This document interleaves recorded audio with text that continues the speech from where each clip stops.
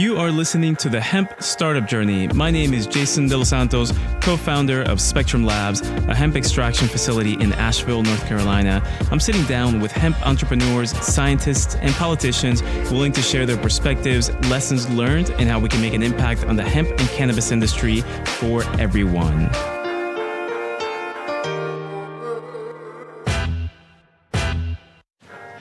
Hey guys, Jason here with Spectrum Labs. Just a quick note before we start the podcast. I had an incredible conversation with Anna Symonds. I have a notebook just absolutely full of notes from this conversation. We talked about things like CBD myths and things that people believe right now that should be corrected in our education. We spoke about cannabis and CBD and how it relates to sports. Anna herself is a rugby player in the United States.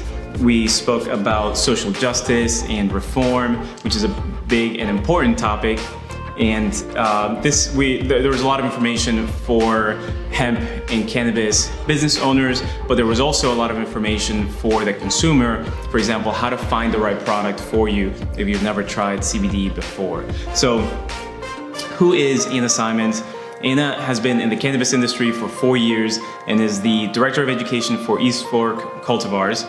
For East Fork, Anna has developed CBD Certified, a free cannabis science educational program which she has presented for the staff of more than 100 dispensaries across Oregon, as well as for numerous other retailers, industry groups, and the general public. This initiative has directly educated 2,500 people about CBD and cannabis science, and now will reach many more as an online class and on public access TV. And there's really great information about her background. I'll put this in the notes of the podcast, so please check out her extended bio. But please open your notebooks and pay attention. And here is Anna Symonds. Anna, thank you so much for joining me on the Hemp Startup Journey. I'm super excited to be talking with you today. Welcome. Thanks for having me. So let's see, we talked a little bit before, and I'm really excited for a number of reasons to talk with you. I think one, you have a really great perspective about educating folks about cannabis, about hemp, about how to consume it, maybe how to consider types of products to consume, or maybe not to. But I think one of the things that I like about the way that you educate is not saying like this is the only way, as opposed to there are many options. So really look forward to the next few minutes of talking. Thanks, Jason. So let's see, if we can start off with, I'm always interested in how folks have gotten into the industry. Can you lead us to wherever you want to start? How did you get into hemp or cannabis? Yeah, well, it was by chance, by luck. Maybe you could call it fate. I don't know. But I had been working in kind of the startup world a bit, working for a startup for a few years, and really loved it. But, you know, as those things go, they go through a lot of changes often, and different leadership comes in, things change. And so it kind of all melted down a bit. And so when I was looking for my next, not just job, but my next endeavor, where would I focus my energy and my efforts? I decided that while I was looking, I would do consulting in the meantime for, word of mouth, kind of small businesses, family and friends. And through that, I ended up doing some consulting for cannabis growers here in Portland. And it was right around the time when our state licensed medical system was moving over into the state licensed adult use, aka recreational. But we like to say adult use because, of course, it encompasses medical use and other kinds of uses. So I ended up doing some consulting for them. They ended up wanting me to work full time and sort of do general management. So I was doing that for some time and kind of got into the industry that way. And through that, I found East Fork, which is where I'm currently the Director of Education. Okay. So, yeah, it was really funny because I I wasn't looking for the opportunity, but the opportunity found me, and I said yes to it. Okay, fantastic. So let's see, we'll go back a little bit regarding your career, but if we can talk a little bit about some myths regarding hemp and CBD. And I don't like to say CBD, right? Like there's just so much more than just that one component. But in the article that we were talking about before, one of the things that you mentioned is that a lot of folks think that CBD is non-psychoactive, but I think you have a different take on that. Can you start with that, and then maybe just a couple of other myths that you think are really popular and we should divulge? Sure. Yeah. That word non-psychoactive, it gets thrown around a lot with CBD in particular. And you even hear scientists using it, and you see it sometimes in that scientific literature. But more and more, you're starting to see other scientists correcting them and saying, actually, I think, you mean non-intoxicating. That's a more accurate term for it, because a psychoactive substance is something that interacts with our nervous system to produce a change in mood or behavior. And CBD does do that. It has well-documented effects, anti-anxiety, antipsychotic effects that occur through specific nervous system pathways and interactions with different neurotransmitters and receptor systems. So it is psychoactive. It's just not euphoric. It's not giving us a high that's so often associated with psychoactive substances.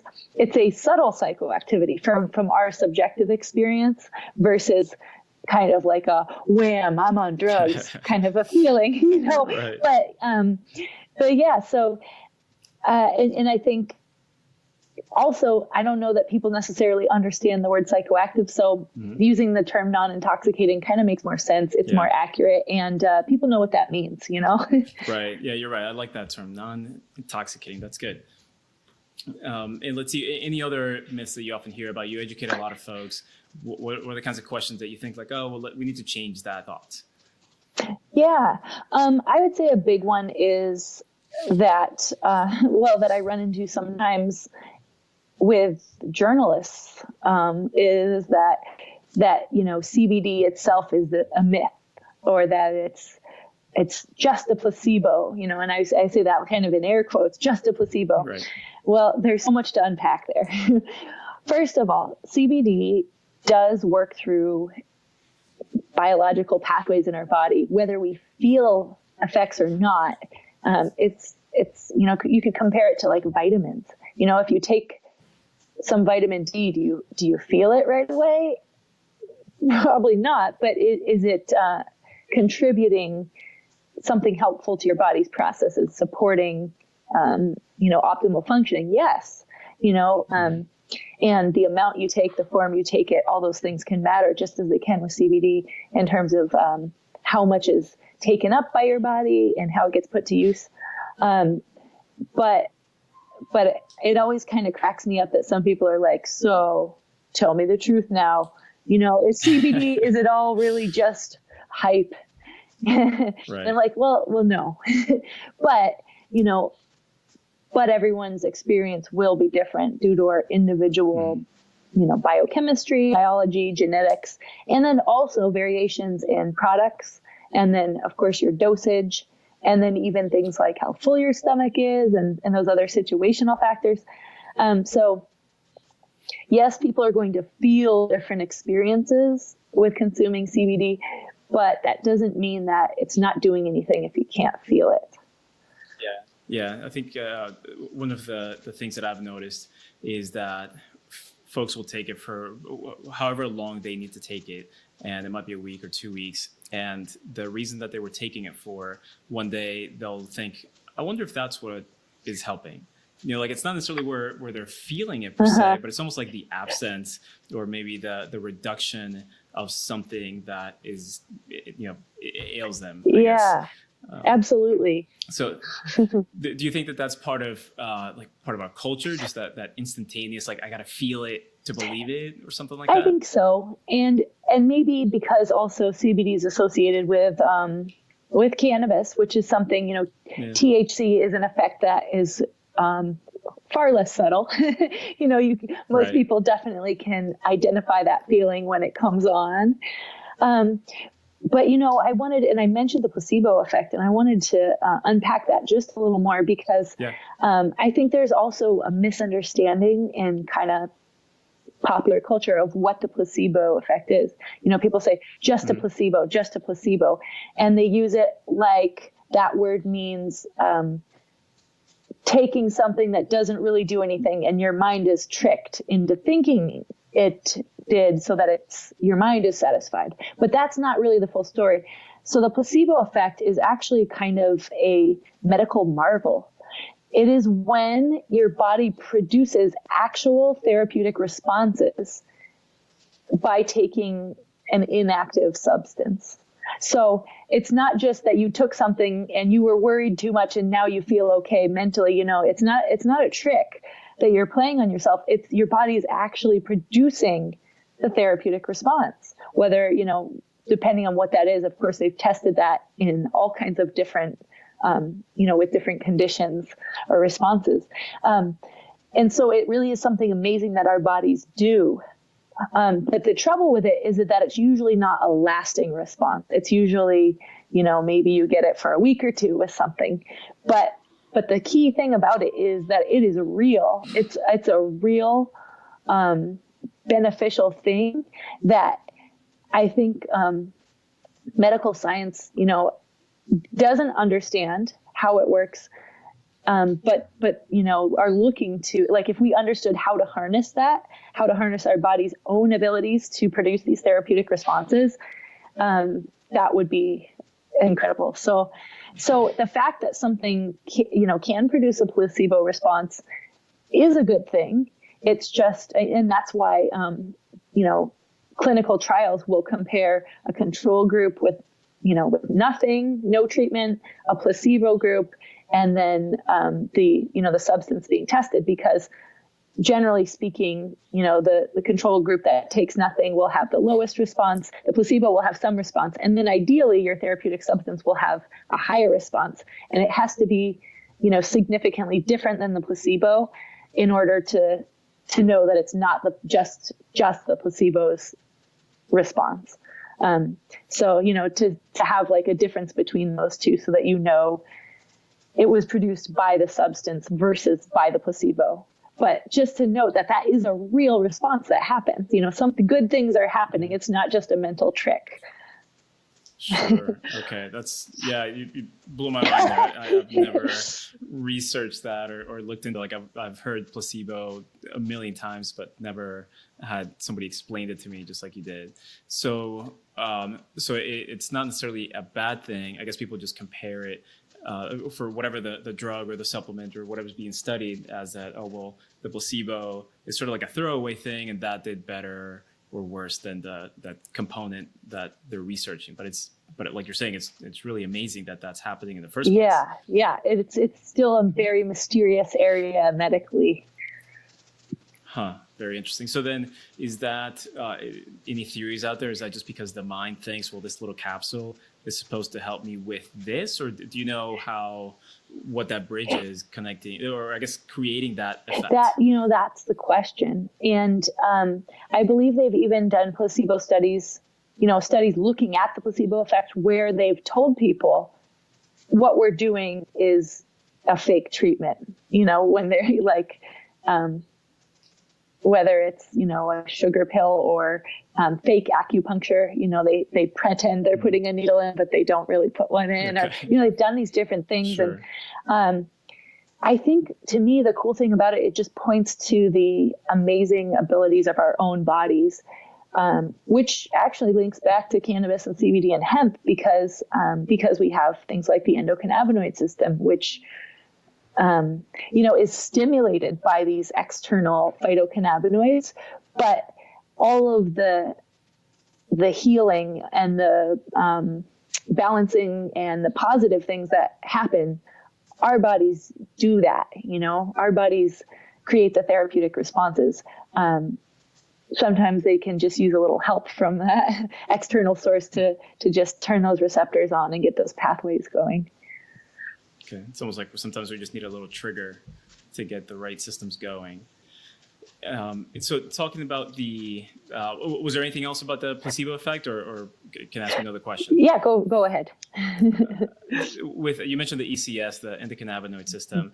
Is there some sort of a test, or because we talk a lot about the ECS Right. and CBD and how it impacts that system, but is there a way to know, okay, well, you're at 0, but you need to be at 10? Just curious if you know anything about that. So there isn't something commonly commercially available to my knowledge or just at your doctor's office.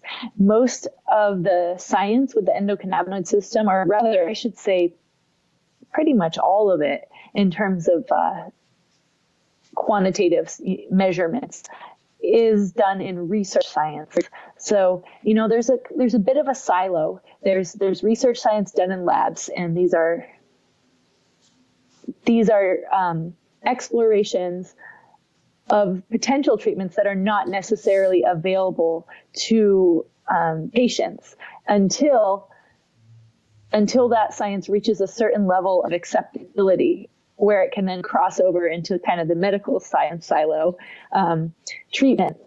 So usually that means there are multiple or many placebo-controlled, double-blind clinical trials, studies done in people with these control groups, so that they can, that's a scientific way. They can narrow it down and say, under these controlled conditions, we know that this substance was producing this response and nothing else, or this treatment, and so that's why cannabis faces, as a whole plant treatment, it faces a lot of hurdles, because it is by nature polypharmacological. So meaning it works through multiple pathways. It does a bunch of different things at once, and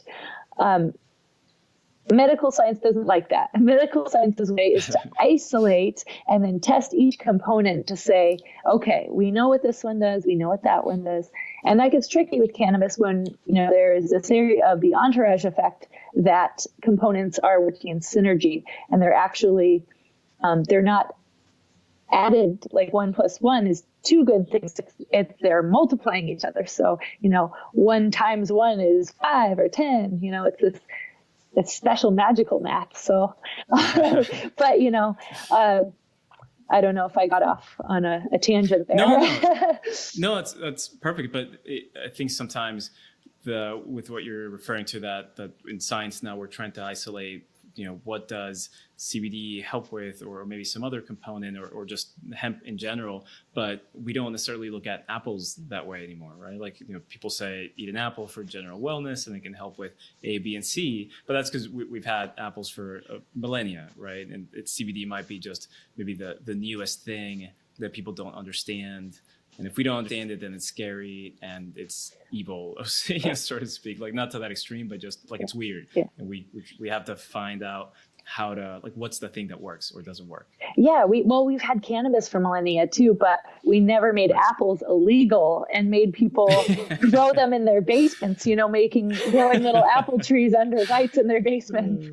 So right. That, really held back scientific inquiry in terms of the cannabis plant. And Schedule 1, the federal prohibition of cannabis in the United States, is still in place. So really, our work isn't done as a, politically speaking, and in terms of really, like, I think I look at it as a human rights issue, that this is a medicinal herb. It's a plant that's very useful for numerous common conditions. And, I think that people should have the right to choose to use it, especially when all the science supports and always has supported the fact that it's a lower risk kind of substance, especially compared to things like alcohol, which is freely, is legal. And so, yeah, I think that, we need to reckon with the political side of things. And of course, all of the horrible fallout from that, and the harms that have been done to communities of color, in particular the African American community in the U.S. We know that cannabis prohibition or arrests, prosecution, incarceration happens at a much higher rate, 4 times higher for African American folks as for white people, and that usage rates are about the same. So it's and of course those harms have really, they've been devastating for communities. People, somebody is incarcerated and that harms families, and that sends trauma down through generations, and it sets families back, it sets people back, and it sets back whole communities. And so that's something that the cannabis industry, as it wants to grow, come out of the shadows of prohibition, and people want to start making money. We do owe it to these communities, but really to the ideal of justice in general. Do we want to do what's right and really try to do our best to heal those injustices? Yeah, that's a huge topic, and I think right now there's I think it's called the MORE Act, right? It's what month are we on? November 2019. The MORE Act, sponsored by, I think, Representative Nadler from New York. And that's a big component of it, just that whole social justice aspect. And I think there are a few different things, but part of it is taxing cannabis industry to provide to communities that were affected by this, and then removing the illegitimacy of cannabis. And just, I guess, how do you even start to unpack all of these things? Because it's not just like a law could come into place and then it's all fixed, right? Like it's not. It's a lot. Yes. So from the social perspective, how do you start to address all of these issues that cannabis has created? Yeah, that's a hard question. And we've seen different cities and states take different approaches to it with varying degrees of success. Yeah. We've seen some issues and in California where there were social equity licenses set aside, but then because the cannabis industry has no access to traditional banking or financing, people weren't able to get loans to actually run those businesses. So they just ended up selling the licenses. And then that license was just held by another corporate chain, And so there are multiple related issues. And it's not going to be an easy thing to do. It's going to require a lot of commitment, but it doesn't excuse us from trying. Right. Just the fact that it's going to be so hard. Yeah. And I think one of the first steps is addressing the federal prohibition of cannabis. We've got to stop arresting people for this plant, And I think this is probably a good opportunity to mention a group that I'm pretty excited about, which is Last Prisoner Project. And this is a nonprofit group that, their mission is to free every prisoner currently incarcerated for cannabis, and to help heal those communities, help those people re-enter society, and really, I love that their mission is very focused. I think it will help them to make ground on those particular objectives. But that's just one piece of the puzzle. But I think it's such a great place to start, because it's absolutely outrageous that we can have, meaning people out here in the world, can have jobs in cannabis, can make our living this way, can make money and pay taxes now on our cannabis sales, while there are people still incarcerated for selling cannabis or growing cannabis. And there are people still being arrested just for possessing it, like right now, and they think they found that cannabis arrests have actually gone up in places where it isn't state legal. So it's still a battleground. And I think people need to realize that even if we're only talking about hemp and CBD, that's the same plant. And if you're getting benefits from it, and if your CBD oil helps your pain, helps your anxiety, you have a better life, that's great. But also, realize that we all should do our part to transform things, to move forward. I don't know about make things right. I guess that's the ultimate goal. To make things right, but to move towards that, step by step. Yeah, we can always try to make things better. It doesn't necessarily have to be perfect. Yeah, it's going to take a while to correct all these things. Yeah. And so, because I think there's still, in the United States, at least half of Americans who think that CBD and THC are the exact same thing, that they'll get you high. And so I think what you do in that education piece is so important, is that even if it's just one person at a time, that it's like that domino effect. Eventually it adds up and more people will understand, okay, well, at least there's a difference. Then you can have a different conversation, as opposed to, for example, the other day we had a person who came in and she didn't know what we sold in our CBD shop. And she said, what do you guys do here? And we said, we do CBD and hemp products. And would you like to come in? And she had this like physical sort of reaction, like, oh my God, like, no, like, how are you guys even open? And this was illegal. She didn't understand. And unfortunately, we didn't get a chance to try to explain and educate her on it. But that understanding can go a long way with just our country. Yeah, it is wild right now. The differences in knowledge and, between, especially if you're working in the cannabis industry and you're surrounded by this stuff day in, day out, you get kind of used to it, but in education, I do run into people all the time who have very basic questions like, is this legal? And, and it's not their fault if they haven't had access to information about this before. So I think that's part of it, is making the just sharing reliable information. And it's very different out here on the West Coast, where we've had adult use in several states for a few years now. And so places like Oregon, Washington, California, and some others, it's pretty normal. We're really used to it. And that's cannabis as a whole too, not just hemp and CBD. So it always is a little funny for me too when I go other places where it's not, where it's still controversial or unknown to have CBD. That's like, oh wow, I feel like I'm in a different country. Yeah, before we started recording, I mentioned that I'm in Asheville, North Carolina. And inside of Asheville, it's like a mini Silicon Valley related to hemp. CBD shops everywhere. People are really there are a lot of advocates for it. A lot of folks that are really pushing to put this product out there and to help people. And then on the exterior sides of Asheville, the mountains, very conservative, and not a lot of folks are too keen on it. Just like it's growing. Right. But we have so much of that sort of understanding disparity. But I think it's getting better slowly. Yeah. One thing that I find interesting too is that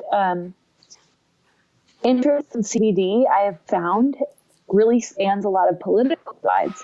So even if someone is right wing or conservative, you might think, oh, they would be against it, but that's not necessarily the case. I've actually chatted with a lot of folks who lie on that side of the political spectrum, but they're very interested and or even already big supporters of CBD products because they've used them and felt the difference. And I think that's, it's a really big word of mouth where somebody has an experience that can be really transformative, whether it's taking away pain or improving functioning in a way that they haven't had for a while. It's such a huge, and I think that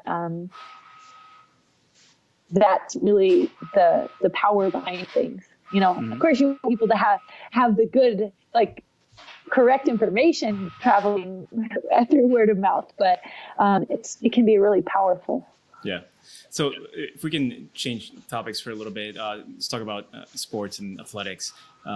So let's see, you're a rugby player. You're an active rugby player, right? You play, is it sevens? Is that the right term? So sevens is one form of rugby that I do play. And then 15s is kind of like the standard classical form of rugby, and I play that as well. So okay.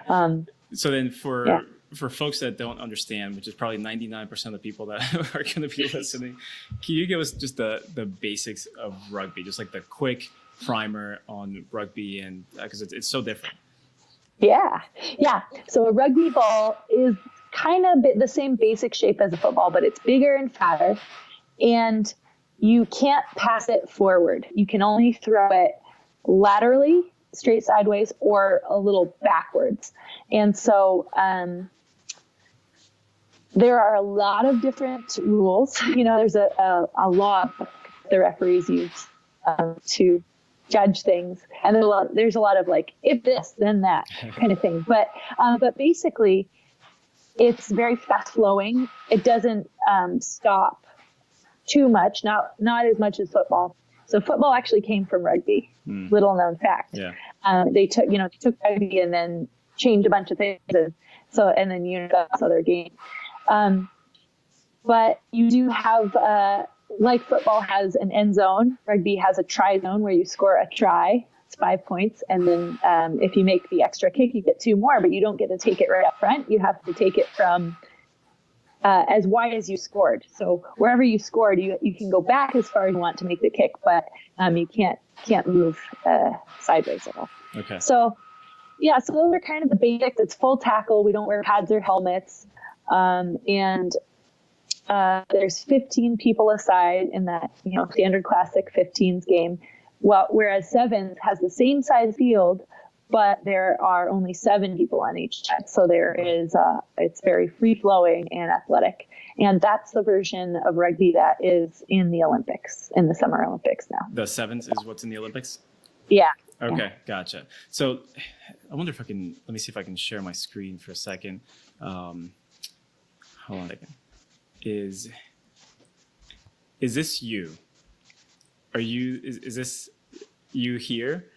The tackler? Oh, I don't see the screen. No, you can't see it? Let me see if, hold on a second. Here we go, start sharing. This might not work. Oh, I see my face. Do you see it? Oh yeah, that is me. So yeah. This is a wicked picture for the people that are not going to be watching this. So I'll let you describe it. What is happening here? Yeah, so we are playing against San Diego. This was a few years ago, and the ball carrier. And I'm on defense, and I'm making the tackle. And she's got another player there in support on her own team. And yeah, the photographer just caught a really nice moment where we just mid-tackle. I know that's just a nanosecond of action, but it looks so intense. And I guess that's the sport, right? It's just intensity. You're not wearing pads. I mean, you're wearing shoes. I guess is about the only protective gear that you have. A mouth guard. Okay. Yeah. So speaking about cannabis and hemp use, and just I guess maybe you can talk about what an athlete goes through with your sport, or maybe just as a professional athlete, and then how you think about just using hemp and cannabis and CBD to sort of, help with staying active as an athlete. Yes. Well, I am a member of Athletes for Care. So that's a nonprofit group that the CARE stands for Community Advocacy, Research, and Education. So, we advocate for cannabis rights and sort of, I guess, athletes to be able to allowed to use cannabis, but also for more general, public legalization. As a nonprofit, the group is funding some research programs into different aspects of medicinal cannabis. We also do outreach and education. So the group has, I think, has about 200 former professional athletes, mostly former. There's a few people that are still active. But these are people who are all brought together by this common experience of finding amazing benefits from cannabis therapeutics, whether that's cannabis as a whole, or for some people they just use CBD. But for me, like you said, rugby is a very rough sport, very rugged and physical. And I just finished my 19th year of playing. So I'm pretty old for the sport, not Right. in real life, but for it to be still playing. And so those things really accumulate. So when you play in a game, you're going to have, at the very least, you're going to have some new fresh bruises and scrapes. And then, maybe soreness from exerting in your muscles. So different kinds of, you have the exertion pains, and then you have the collision pains. And so, inflammation is a big aspect of recovery, controlling inflammation and having a healthy inflammation response. You're not getting too much pain. And a lot of people that I know I personally I don't use over-the-counter anti-inflammatories like ibuprofen or aspirin or any of those things. I stopped in 2015. And so if I need anti-inflammatory effects, I just use things like CBD and turmeric and sort of those herbal remedies. What they're finding with some of those traditional NSAIDs, over-the-counter anti-inflammatories, is that the way they work is by inhibiting these enzymes called COX enzymes that do a couple different things. And there's two types. There's a type 1 and type 2. And one of the types handles the production of these anti-inflammatory components that go throughout the body, promote inflammation. So if you inhibit the COX enzymes, you inhibit the production of inflammation, this systemic inflammation. But the issue with the NSAIDs is that they inhibit both types. The other type of COX enzyme also deals with keeping a healthy layer of lining in the gastric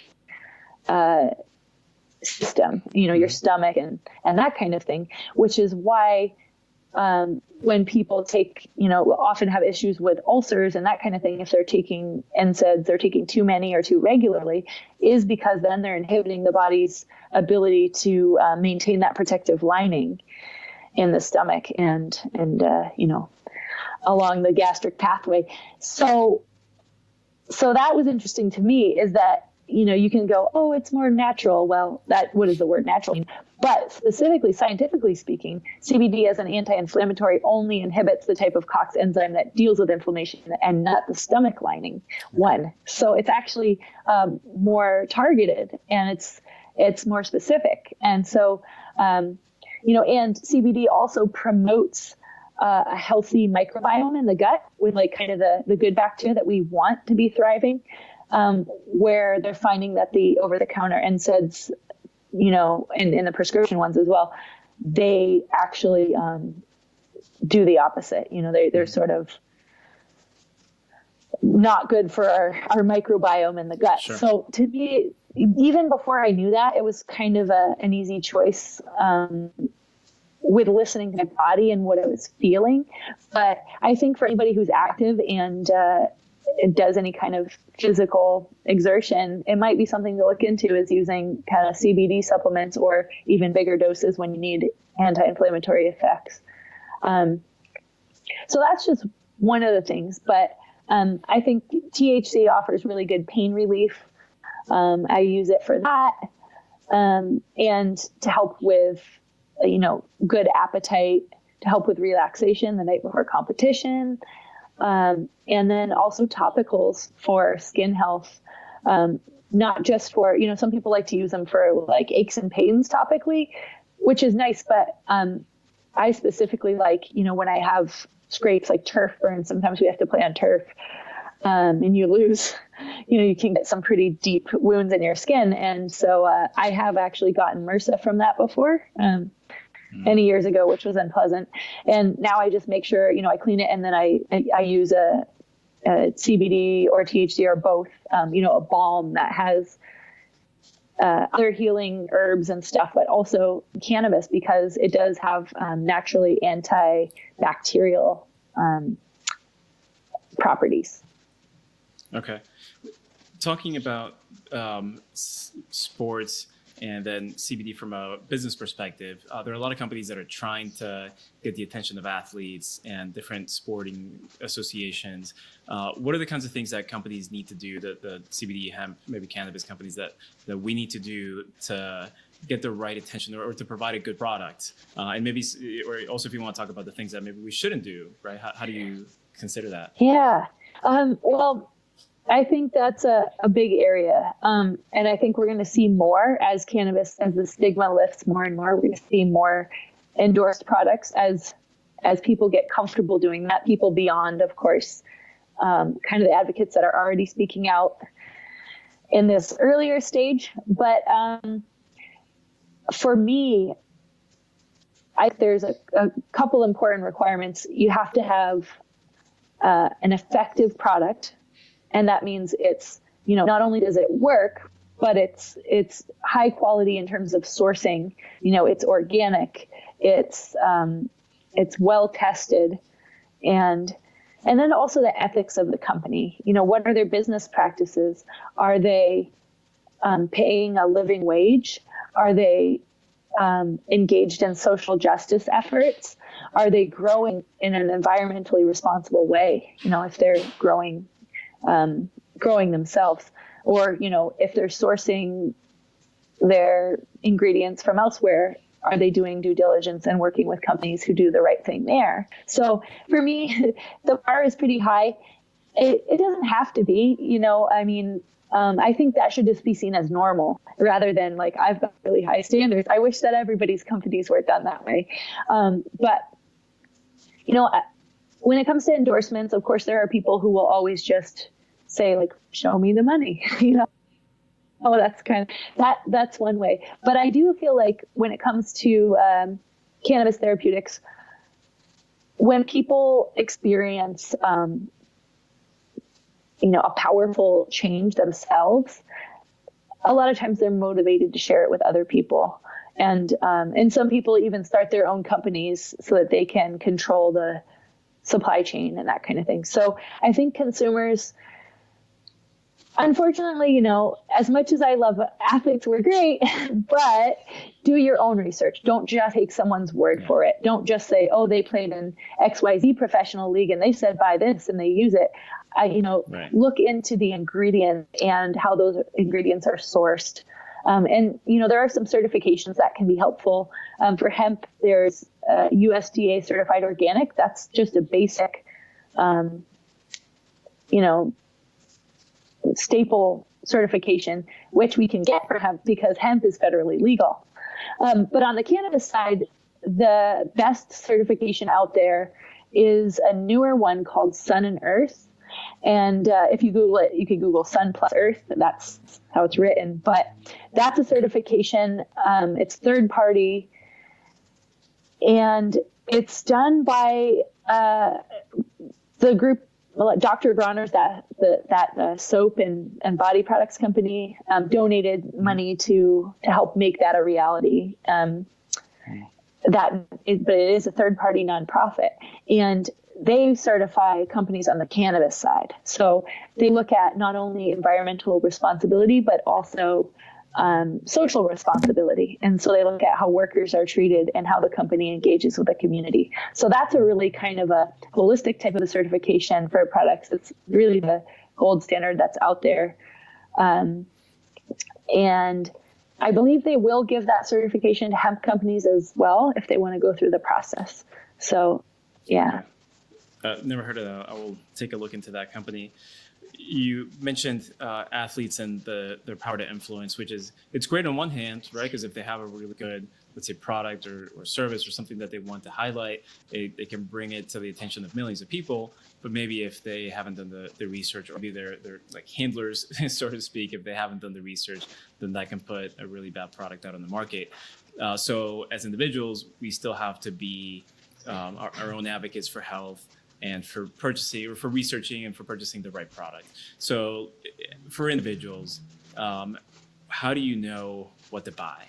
Like, out of all the different things, like it's overwhelming when you go into a store. How do you start that process? It is. So a couple overall ideas to keep in mind. don't buy based on price. So don't just buy the cheapest thing just because it's the cheapest, but also don't assume that the more pricey ones are all the same quality and that it must be better because it's expensive. That's a mistake people make sometimes with wine, where it's not necessarily better. They're just appealing to folks who think it might be because the price is higher, right? And so kind of put price out of your head a little bit, at least when you're first doing research. And what you want to look at is the product formulation. So is it a full spectrum product, a broad spectrum, or is it made from isolate? If it's a CBD product. And full spectrum, of course, is an extract of kind of everything that's in the plant. And so usually that, and ideally in the same natural ratios that it's found in the source plant material. So usually that's sort of implies that THC is in there in some amount, because even with hemp, you've got usually just at least trace levels of THC. Mm-hmm. So full spectrum, broad spectrum, which is often used with CBD products where, the kind of the implication there is like, hey, this is pretty full spectrum, but we've taken out the THC or we've eliminated it somehow. Mm-hmm. And then isolate, which is, that is CBD that has been processed down to just the CBD molecule itself and nothing else. So you don't have any other components from the plant, no cannabinoids, no terpenes, no flavonoids, no, plant waxes or lipids or other things. So understanding what you want from your product will help you choose which of those types to buy for yourself. So with a full spectrum or broad spectrum product, you're going to get a greater range of potential therapeutic effects because there's just more stuff for your body to interact with, plant material, more therapeutic components that can work through various pathways. So you have to take, a smaller amount of that type of product to get kind of the same level of benefits as a larger portion or dose of isolate. And then, of course, with those larger doses, you get a higher likelihood of interactions with other pharmaceuticals, which we don't want to. So there are, overall, if you're looking to really take CBD as a supplement or medicinally, you kind of get the most bang for your buck with a full spectrum or broad spectrum type product, like a whole plant extract. That said, there are some reasons that folks choose isolate. Drug tests is a big reason, and there are still issues with that. There can be false positives on drug tests. So even using an isolate product doesn't guarantee that you'll always pass a drug test. There's still some level of risk with that just because the testing methodologies are not always totally accurate, and some are more sophisticated than others. So that's an issue. Right. But that said, if folks are looking, they, for whatever reason, they say, I want 0 THC in this product, then that's when you would look for an isolate. Some product makers also use isolates when they really don't want any cannabis taste at all in the product. So, they want to put in some CBD or THC, but they don't want that cannabis taste to ruin their fine chocolate or their whatever flavors they're promoting. So, and you can still get benefits from CBD isolate. It's just, you kind of have to take more of it, and dosing can be a little trickier. So, really figuring out, understanding how your product is made, is the extract coming from an isolate? Is it a distillate, which is, also a fairly, kind of low spectrum sort of CBD. There's not too many extra plant components, or are we looking at something from the full plant? And then you really want to look at sourcing of the plant material. So where was this grown? For me, I always want plant material, whether cannabis or hemp, that was grown in the USA. Of course, with cannabis, that's less of an issue. But with hemp, there's a lot of imported hemp that's grown in places where they don't have the same environmental laws or consumer protections that we have. So, U.S. grown hemp, ideally USDA certified organic, because that lets you know that they're meeting certain standards in the way they're growing it. You don't want pesticide residues, heavy metals, other types of residues making it through into your product.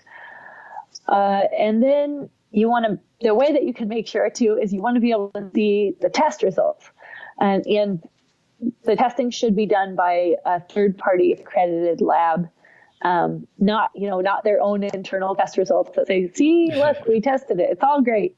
It should be an outside body, and there should be a certificate of analysis that shows potency, so how much CBD, THC, et cetera, is in this product, and then also testing for things like pesticide residues and heavy metals and other contaminants. Those should be available. Of course, then people say, well, how do I know if the lab is a good lab? That's a harder question. That's the one that the industry itself is grappling with, because there is only a little regulation, if any, around labs themselves. And so a lot of it has been based on reputation and that kind of thing. But really, there's work that needs to be done there regulatory wise to make sure that all of these labs are using standard techniques and that they're meeting the same standards. So some caveats there, but there's no easy answer to that. We're kind of doing our best. And then, lab results. And then, so if you got to that point and you have a few products where you're like, okay, I think these are all reliable companies and they all look like they've met my criteria so far, then you might look at price point and see, if there's something that sways you one way or another. But yeah, really don't assume that just because something is a big name and they spend a lot of money advertising it, so you've seen it somewhere, don't assume that it's a good product or that it's, even safe or trusted necessarily. Or don't assume something's high end just because it's expensive. But then on the other side, if it's really cheap, I would probably stay away from it too. Yeah. and don't buy from random places on the internet. That's probably the worst thing you could do. Of course, that's different than buying through a company that you know of, where if you're like, oh, I love XYZ CBD Co., you go to their website and order, that's one thing. But, just Googling like CBD oil and getting something that pops up is not a good idea. Yeah.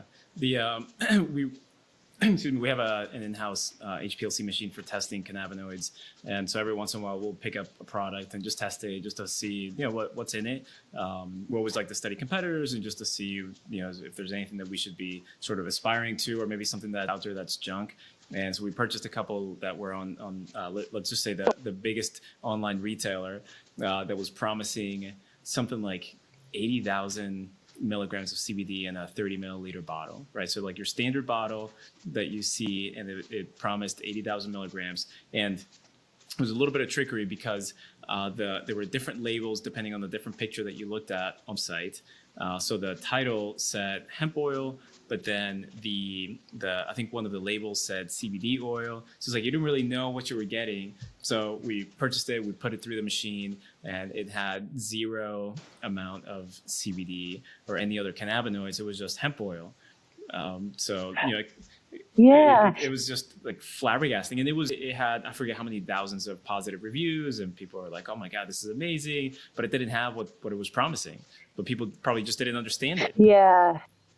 Yes, and hemp seed oil has no CBD in it. CBD doesn't, it's produced on the flowers, on the buds of the plant, not in the seeds. And the seeds are nutritious, and they have, good benefits for you if you eat them, or, eat the oil. It's good omegas and that kind of thing. But yeah, that's frustrating.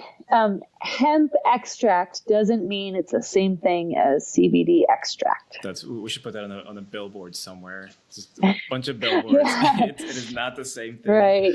Have you come across any research? You talked about before that if you can go for a full spectrum product, but have you seen any research that indicated whether getting a naturally occurring full spectrum product was better than a product that was separated and then combined, right? Like there's some companies that do that where it's an isolate and they add CBG and CBN and something else. Do you know anything about the differences?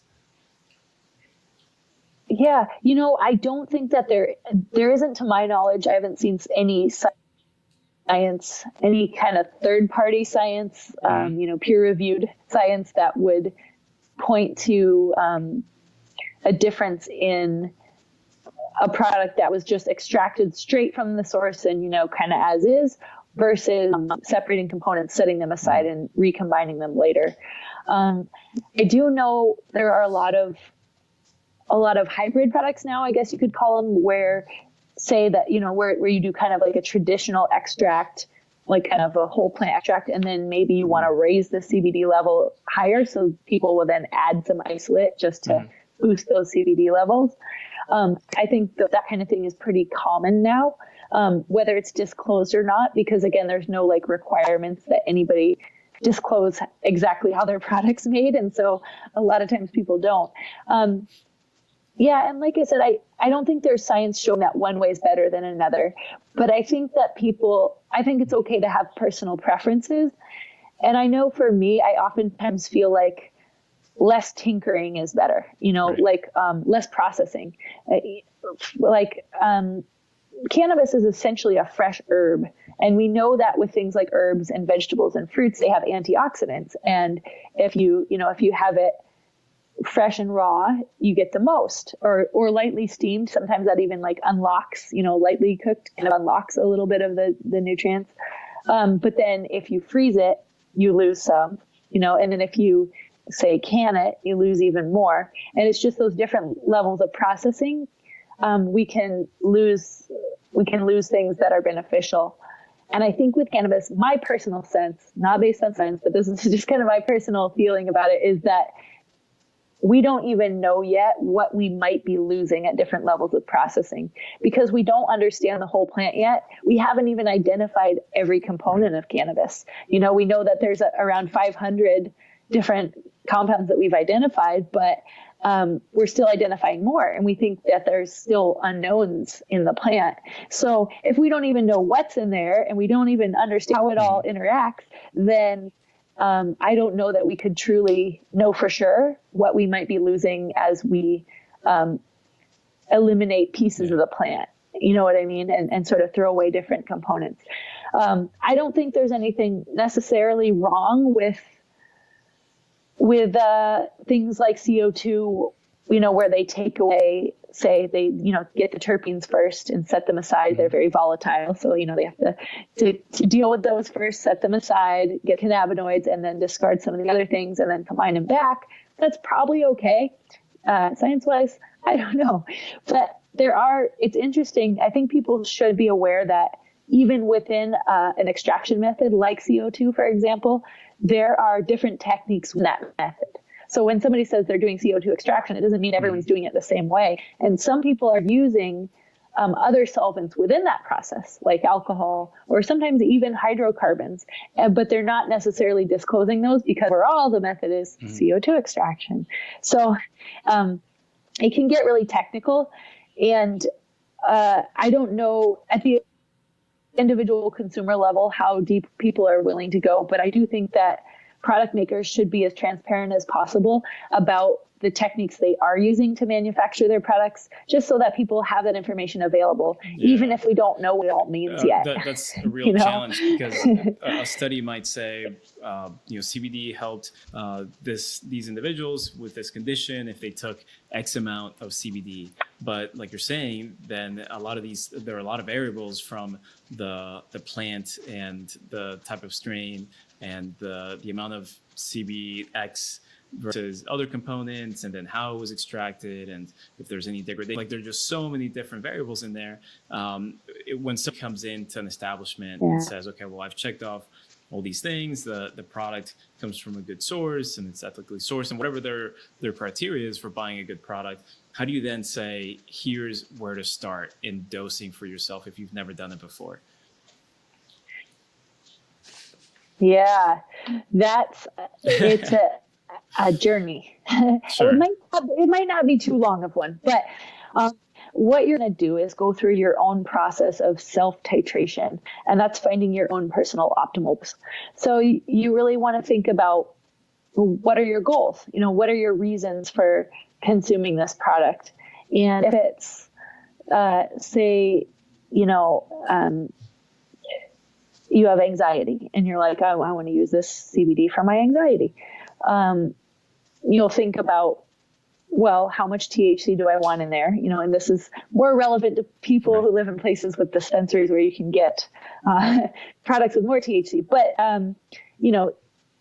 versus say someone who is using cannabis for pain, a lot of folks report that a 1-to-1 ratio of CBD and THC is really helpful for them, right? But if you're using CBD for anxiety, you'll probably minimize your THC because, THC in larger amounts is known to provoke anxiety or worsen it sometimes.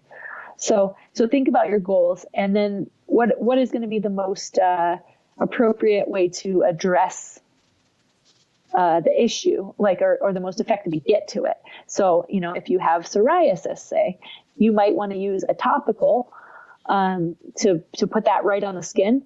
And you may also want to use some kind of an oral supplement so that you're getting to the systemic roots of the issue, because some of those skin conditions like psoriasis are actually autoimmune issues. And so with the immune system, CBD can do its best work, if you're ingesting it, taking it systemically versus just putting it on the place where you're having the symptom.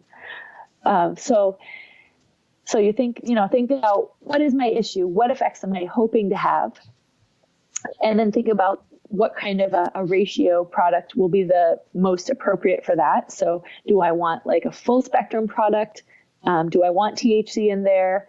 Do I want a broad spectrum product, sort of eliminating any THC, but more of a whole plant type extract? Or do I want to go on the isolate side, or like a distillate, really, really kind of narrowed down to just that particular cannabinoid?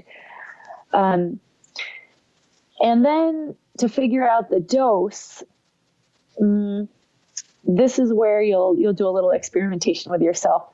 And most people usually start between 5 and 30 milligrams of CBD, for the average healthy person taking it as a supplement. And that's really conservative. And they've given people thousands of milligrams a day in some of the clinical trials that they have done for epilepsy specifically. But we know that CBD is safe in large amounts, but the best practice is always to start low and go slow, as they say.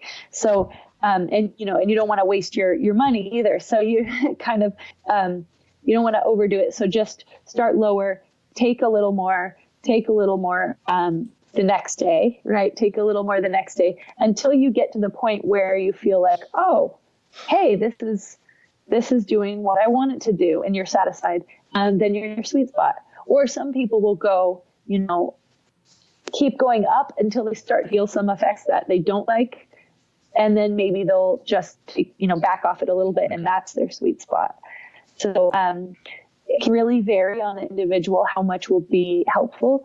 Some people report feeling effective CBD at 5 milligrams, whereas other people say, I need to take 100 to feel what I need to feel. And so, be patient, don't jump up there, and really keep in mind that it might take a couple weeks of titration. But, this process isn't unique to just CBD or cannabis. if folks have ever, it's common for pharmaceuticals for certain things as well. If folks have ever tried things like SSRIs, antidepressants, doctors will often start, say, well, try this dose, and then we'll check in after this long and see if we need to raise it or lower it. Oh, it's giving you a side effect. Let's change to a different one. Okay, let's, try more. Let's try less. So it's not just this particular substance that we go through this process. Yeah, that can be really kind of frustrating a medical for process. a lot of folks, where they're thinking like, can you just tell me what I'm supposed to take? And it can be challenging explaining, it's like explaining mindfulness, right? It's like, here's what you want to consider for the next week or two. But it is necessary. I prefer that approach of starting lower as opposed to saying take half the bottle and see what happens. That doesn't seem like a good idea. Yeah, right. And also keeping in mind that if you are taking any other medications, any other pharmaceuticals or that kind of thing, supplements even, the best practice is to take your CBD separately. And especially with things like heart medication or whatnot, just leave a couple hours in between when you take your medication and your supplement and your CBD. CBD can affect the way that the liver breaks down other things, and we don't want to change the way that medications work, really. So whether that's, depending on the substance, it can make the effects stronger or lessen them, or we just don't want to tinker with it. So cool.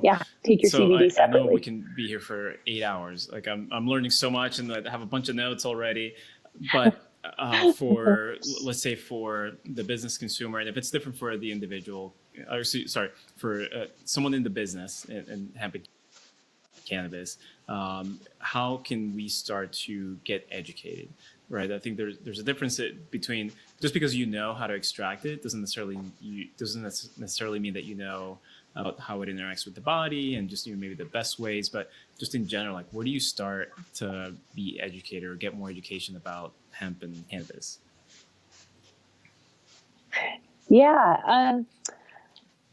Well, our class is free. So CBD Certified is the workshop that I do. And we have a webinar this coming Friday. I don't know if the podcast will be up before then, but we have free webinars at least once a month usually. And if people are around Oregon, there's some periodic classes in person. I also recommend, people who have the means, not cheap, but there are certain conferences like CanMed is a really good one that's sort of aimed at medical professionals and the medical world.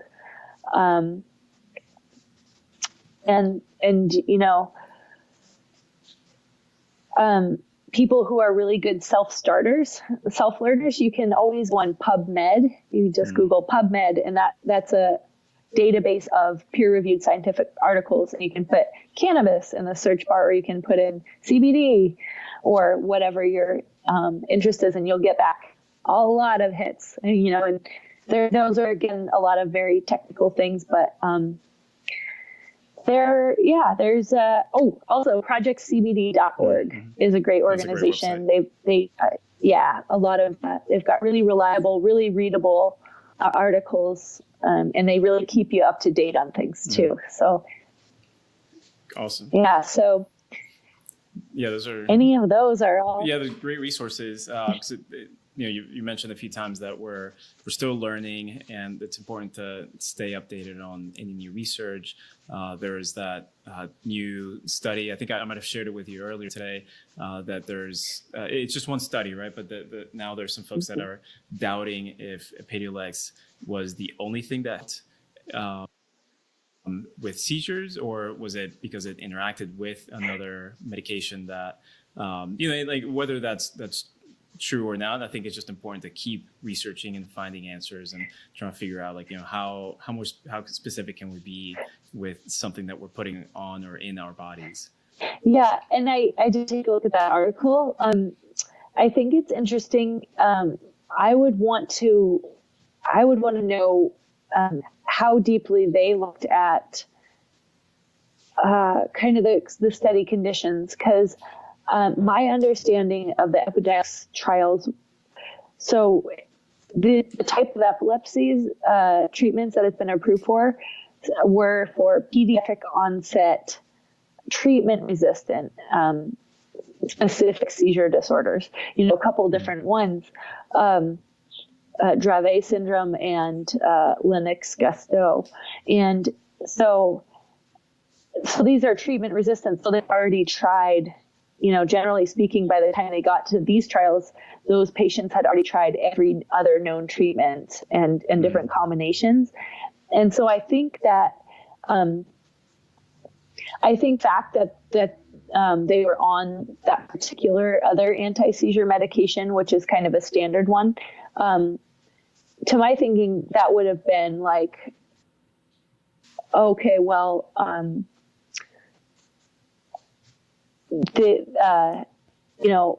those folks have probably already been on that before, right, and they didn't see, and I understand that they're saying that maybe CBD itself isn't creating an anti-seizure effect. It's just making other drug more potent, so making it have a greater effect. And I get that's possible. It could be the case. It needs more, I think, more analysis to see, I'd like to see how the study's authors respond, but let's not discount the fact that we had kids using CBD oil, not Epidiolex, not CBD isolate, and getting results, and that, people still report that. And there are a lot of people, not just kids, but adults with seizure disorders who do use CBD oil. And I'd say it's probably not the placebo effect, sure, that's keeping their seizures at bay or reducing them, right? So I think it's always good to second guess and make sure the science is sound. And I'll be in to see where that discussion goes. But I do feel like, there's a wealth of anecdotal evidence that also shows CBD has anti-seizure effects. So, we'll see. Yes, the whole research, it's just interesting. And I think even the author of the study said, like, I'm not saying that's not working. It's just, was it by itself or in conjunction with something else? Yeah. And I think just anytime I read these studies, I have all these doubts and like, what's, is there bias, or was there something else that they didn't look at? Like, our lives are not as simple as just the 2 minutes when we ingest thing. There's so much going on. But anyway, so just trailing off there, but if somebody wants to get in contact with you or maybe just learn a little bit more about you, what do you have any links or anywhere you want them to go? Yeah, you can find me on Instagram. That's probably the easiest. At Egg Drug. And I'm also on LinkedIn if you want to find me there. And our website is East Fork Cultivars.com. And there's a page on there about CBD Certified. You can probably also Google CBD Certified and find information that way about the webinars and other classes. Okay, great. I think I sent for the one this Friday. Look forward to checking it out. Awesome. And then, so is there anything that you would like to leave people with, whether it's a thought or a challenge or maybe an ask, whatever you would like to leave people with? Yeah. I would say, one big overarching theme is to really listen to your body, and your relationship to your body is the one that matters. Your truth of what you experience is going to dictate what are the best choices for you, whether that's to use cannabis or CBD or to not use it. And so listen to your body and empower your own choices in taking control of your health. And also get involved, even if it's just a little bit. Help be an activist to end the injustices of cannabis prohibition.